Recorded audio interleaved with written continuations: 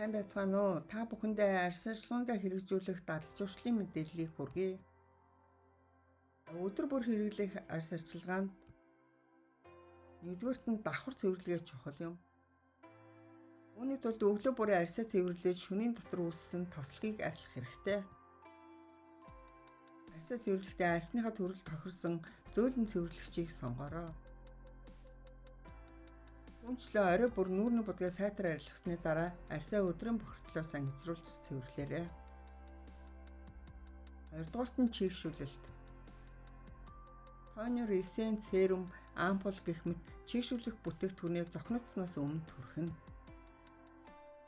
Мэргэжлүүдийн үзэж байгаагаар эдгээр бүтээгдэхүүн нь зохиорчмын арьсыг тос хүлээж авахд бэлдэж өгдөг. Тонер нь цэвэрлэгээний төгсгөл болон арчилгааны эхэнд хэрэглэдэг бүтээгдэхүүн бөгөөд арьсны pH баланс тэнцвэржүүлж дараагийн түрхэг бүтээгдэхүүний үйлчлэгийг илүү нэмэгдүүлж өгдөг байна. За эссенц нь нүрээ угааж тоникоор арчсны дараагийн алхам бол эссенц түрхэх юм.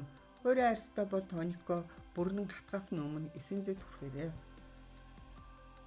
Серум нь арьсны хамгийн гүнд нэвтрэн орж таны арьсны асуудлыг шийдэж чадах маш жижиг молекул бүхий арьс арчилгаа эмчилгээний бүтээгдэхүүнийг серум гэж ойлгож болно.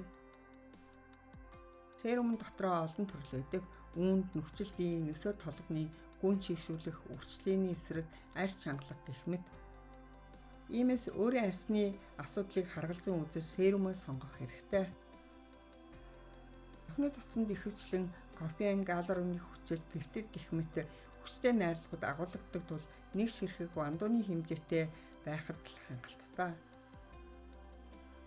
Арьсныхаа гүн рүү татсан усан чигээ алдахгүй тулд араас нь заавал чийгшүүлэх тосоор төвчж байгаарай. Нарнаас хамгаалах тос нь арьсанд хит ягаан туяа нэвтрэхийг багасгаж арьсны янз бүрийн эмгээс хамгаална. За 7 хоног бүр хэрэглэх арьс арчилгаанд нүүрний маск маш чухал үр гүйцэтгэдэг. Нүүрний маск нь арьсыг богино хугацаанд тэжээлэр тэтгэж чийгийг нөхөд туслах гайхалтай бүтээгдэхүүн юм. Нүүрээ 7 хоногт 1-2 удаа гуйжуулах хэрэгтэй. Энэ нь энгийнээр бол үхсэн арьсны эсээс салж гоёмсог шинэ арьсны эсийг бий болгох явц юм. Гуйжуулах нь таны арьсны циклийн нэг хэсэг бөгөөд ингэснээр батганы эсрэг үйлчилж арьсны өнгөг сэргээж үрчлэнээс ч сэргээлдэг байна. За арьс арчилгаанд дэрний уут их нөлөөлдөг гэдэг. Ихэнх хүмүүс нойрон дундаа хөдөлгөөн ихтэй байж нүүрэндээ дэрээ хид хідэн талаар нь хүрээдэг учраас дэрний уутаа үргэлж цэвэрхэн байлгах хэрэгтэй. Мөн нүүр будлын багс бас нөлөөлдөг байна. Нүүр будлын багсууд нь өөр дээрээ арьсны үхсэн эс, тос зэрэгс гадна мөн орчин тойрны тоос, шороо, нянг гэх мэт элдв зүйлсийг цуглуулдаг.